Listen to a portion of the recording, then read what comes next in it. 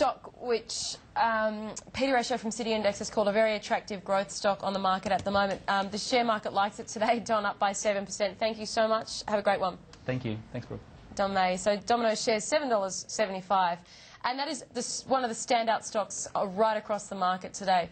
Let's go a little bit back to some commentary coming out of Commonwealth Bank today as well. Kind of reiterating what we already know about the market, that the cost of offshore funding is on the rise, and of course as a result the banks are trying to pass on some of those costs to customers. We've seen those independent rate rises by many banks even outside of the Big Four. We're joined by Mark Todd from FIIG Securities. Mark, good to have you on board again.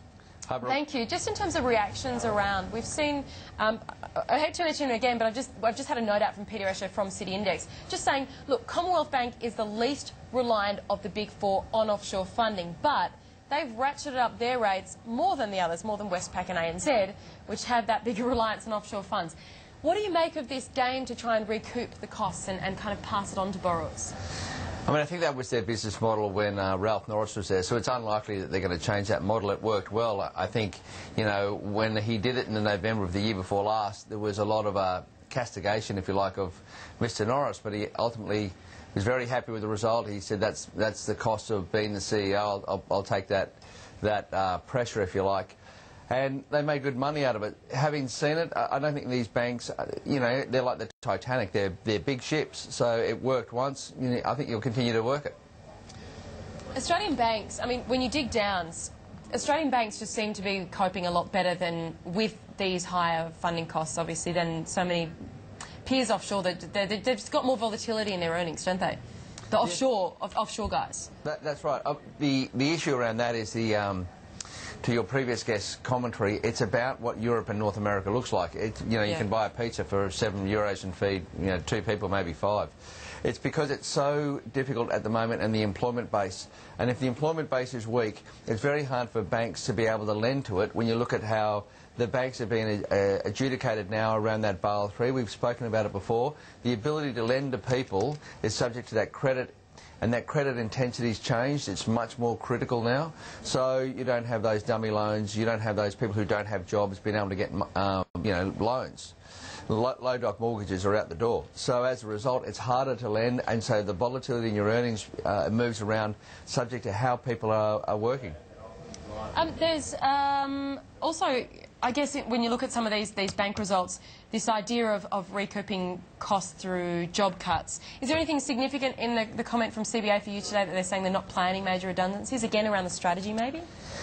The interesting thing that came out of CBA's commentary was it was a barbed comment to the ANZ, if you like. What they said was, in the event where you need to get rid of 1,000 people, the problem was, how did you get to be so, you know, have so much excess in your business that you can afford to lose 1,000 people? So the CBA, under the Norris regime, had been moving staff around, had natural attrition, and were looking to always keep it a fairly lean organisation. And so that was their commentary around what the ANZ did, or is intending to do, and it makes sense that the ANZ and these other organisations are saying what we can't pass on, we have to move staff out to recoup the monies we need, because ultimately the shareholders are saying we still want our return. $3.6 billion for the half is a good number, but it's only consistent with the size of the bank. Can I move on to the RBA? We know that the banks are moving independently of what the RBA is doing at the moment, but it still sets the scene.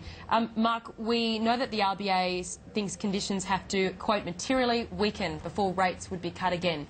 There's a consumer sentiment survey today out which has shown an improvement, and I know it was kind of captured before the banks themselves raised rates.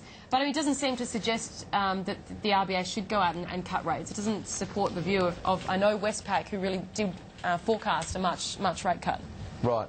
The RBA, if you like, is backward-looking in its statement, but it was forward-looking in the events that it was getting. So we're looking at fourth quarter, and it's looking at those numbers in real time, and it's saying, I think the economy is quite strong. So that's why they didn't move those interest rates. That they won't then say it's predictive of what's going forward.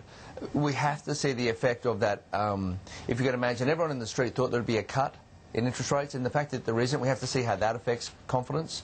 So if that affects confidence in a negative manner, so we see housing prices get weaker, we see a lack of credit growth, then the RBA will say there is something maybe in the June where I can start some stimulus, but at this point in time it's all around Europe and it's all around the behaviour of the Greeks.